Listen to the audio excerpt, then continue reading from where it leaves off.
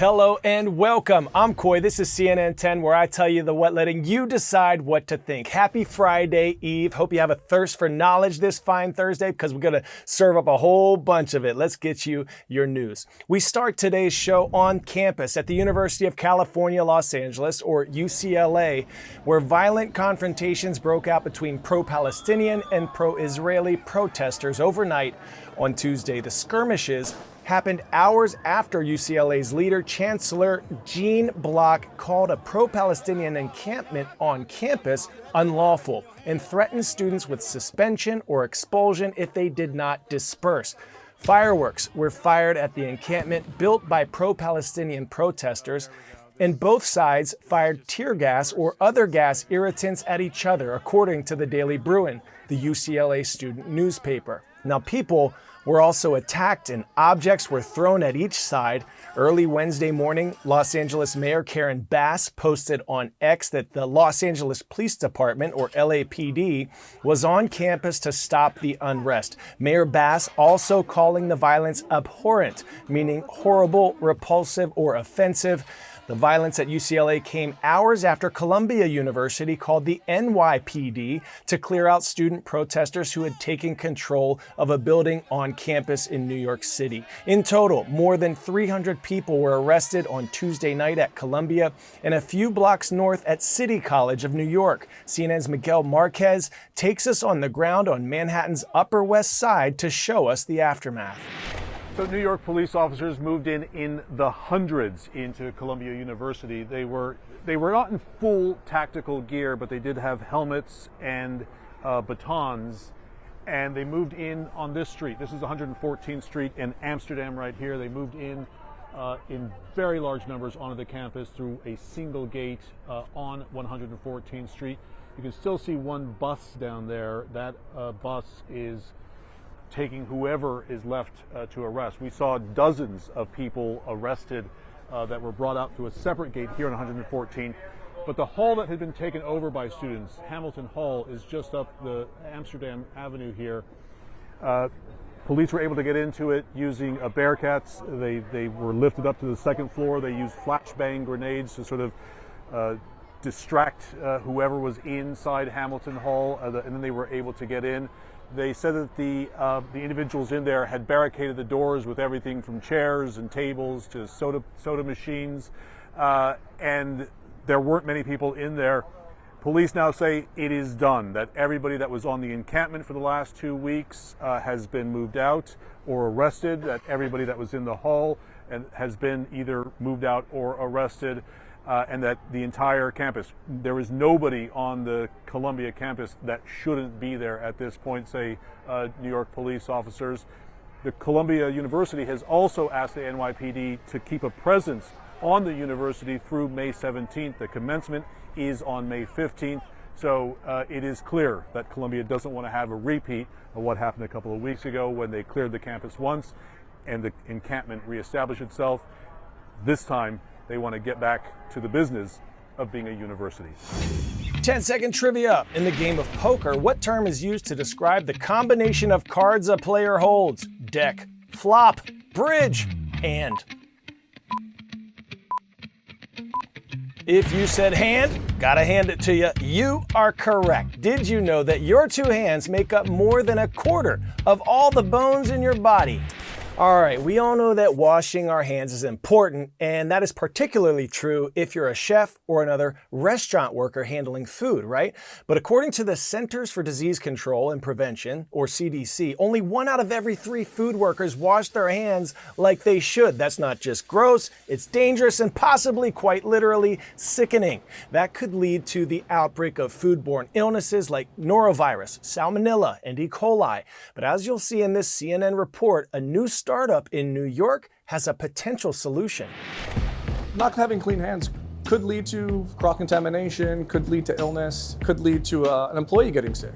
We've all seen these signs in restaurants telling employees to wash their hands. But is the person making your food actually doing that? It's an important question, not just for the customers, but for the business too. After all, dirty hands touching food can lead to food-related illnesses, forcing a restaurant to shut down temporarily or even for good. I think that especially in today's world, the heightened awareness on why contamination is present in our world and our own personal objectives as well as responsibility in stopping the spread of illness is more apparent than ever. Here at Just Salad, a restaurant with more than 80 franchises, the company showed CNN how it's implementing food safety technology that it hopes will lower the risk of foodborne illnesses such as E. coli, norovirus, and salmonella. One of its new tools is this hand scanner, developed by New York-based PathSpot. The device scans employees' hands for contamination each time they wash and can detect gut biome molecules in just seconds. And this is what you should do. You need to get in the cracks, in these little crevices here, inside the palm, and the nails especially is where we see a lot of times people miss. Rinsing properly, dirt it off. And then you come over to the hand scanner, put your hands underneath. It'll let you know exactly when to flip,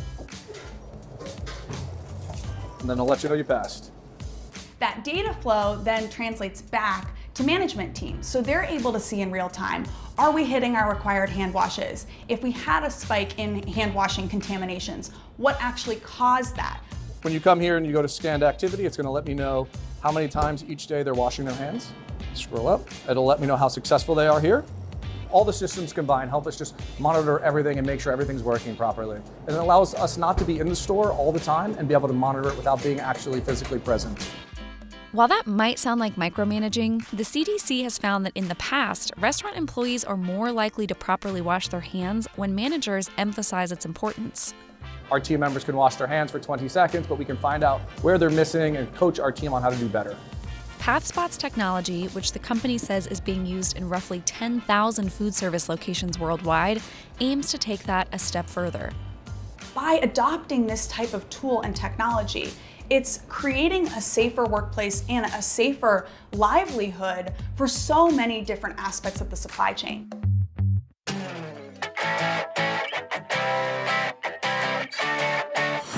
Now, our next story is on and poppin'. Today's story, getting a 10 out of 10, has us cracking up as a chiropractor in Oklahoma got a request for a neck adjustment, but little did he know the patient was a giraffe. Jeannie Mose is on the story. Now lift your head. If you think adjusting a giraffe's neck would be a pain in the neck, listen for the crack. Here's how this Oklahoma chiropractor describes it.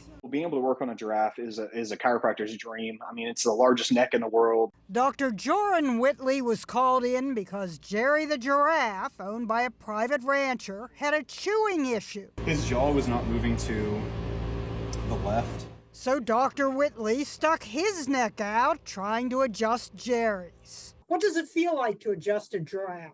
Their hair is pokey and their tongues are really slimy. Oh, it's like a short-haired cactus. Along with his human patients, Dr. Whitley specializes in animals, mainly dogs. Oh, I heard that. But also chickens. And after Dr. Whitley adjusted this injured bat, he says it was once again able to climb and hang upside down. He's even adjusted sedated lions. Like this one in South Africa. Skeptics say chiropractic has no basis in science, that there's no proof it works on humans or animals.